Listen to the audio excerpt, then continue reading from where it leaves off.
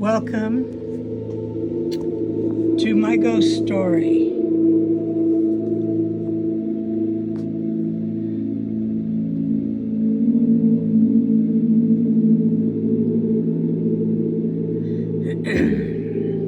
Many years ago, I was acquainted with a person who lived in Texas from a very... Okay, we were married. Get over it. From a strict Catholic family in Texas. His mother was Hispanic. His father was Irish. So they were very much in the Catholic Church. And he had been studying to become a priest exorcist. But he hadn't completed all his studies, nor had he taken all his vows, so he wasn't a priest yet.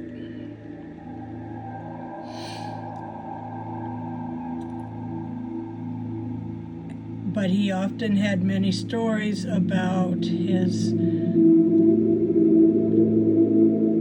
training and exorcisms he had worshipped, or demons, devils, whatever he'd come in contact with. And, I was 19, 20 in there, so not really experienced in the world, although I had experienced paranormal all my life since I was a child. So I wasn't freaked out by any of it, and took a lot of his stories with a grain of salt. So we went down to Texas to stay with his mother for a few days.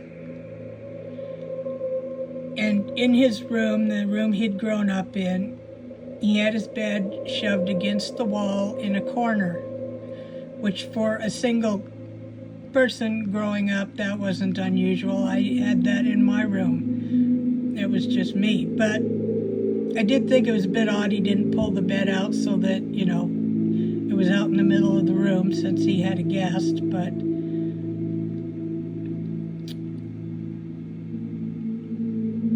I didn't question a lot of things when I was younger. I just went with the flow.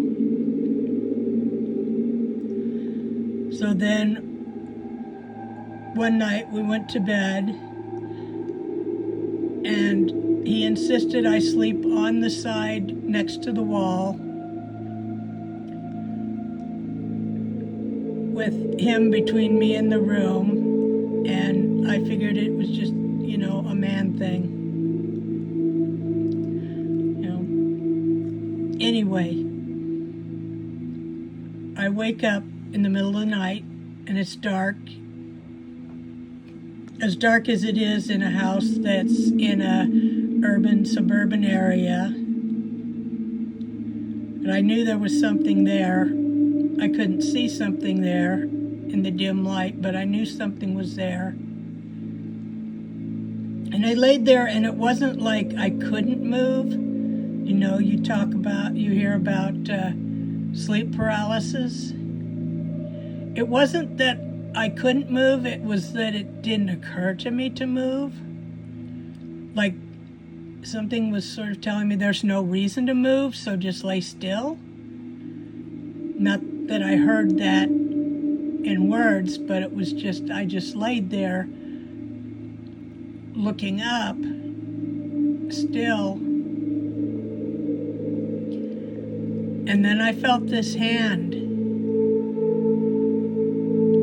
A cold hand, the left hand of a large person or man, wrap around my throat. I could feel every finger and the thumb, and it wrapped around my neck and was cold. And still I didn't think to wake him up or to move or anything. I just laid there as though as though I couldn't move.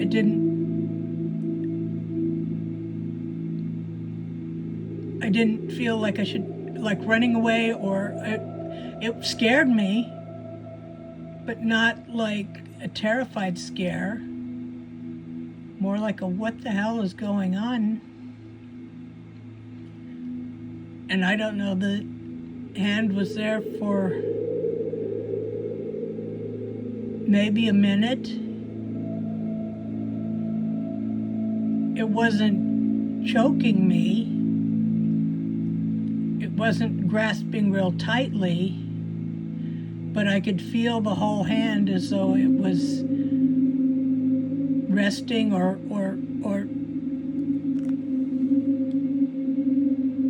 holding my neck.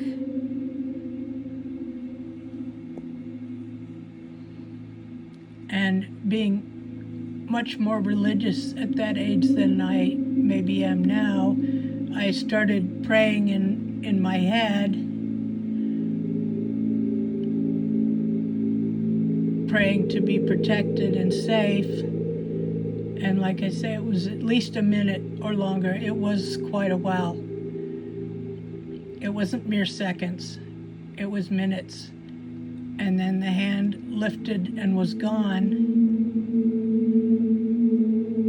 And I could move again, and I could look around.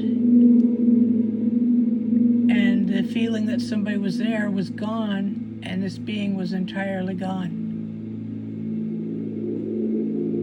And I mean, I wouldn't say it was a comforting presence. It was I would say it was benign, or it wasn't terrifying, other than I'm in a dark room and an invisible being has its hand wrapped around my neck. Okay, that's terrifying. That's terrifying for other people. Having so much experience with the paranormal, for me, it was, I don't know, I was sort of in shock. I sort of didn't know what to think, but it wasn't like I didn't like scream or jump out of bed or wake up the guy or anything like that. Actually, I laid there for a little bit, and then I went immediately back to sleep. And I didn't say anything about it until the next morning, when I told him about it, and he inspected my neck to see if there was any bruises or marks or anything. And then he said, well, that's why I insisted you sleep on the inside of the bed, because there are spirits here, there's creatures here. And I didn't want them, I wanted that they'd have to go through me to get to you. Okay, well, that plan did not work, obviously. And I don't know what it was. I don't know, his father was deceased, if it was his father visiting. Why, what this was about, why, if it was just to let me know they were here and make contact, let me know they are always around. I have no reason, other than it was a spirit living in his house, like his deceased father or one of the other ones that had been around in my experience. And maybe it was in their way of reassuring me, okay, it's all right. Spirits don't think like us. They don't realize, oh, I'm putting a very cold hand on this person in the night. It's going to freak them the hell out. Sometimes they do. Sometimes they want to scare us. And they have a very poor track record of scaring me, so most don't really bother me.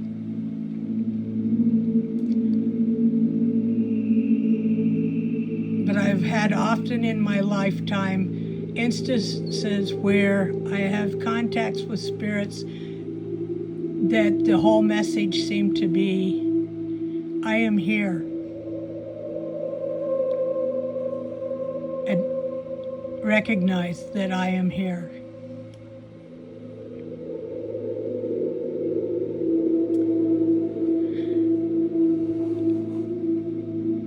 And that is my Texas ghost story. Have a good night.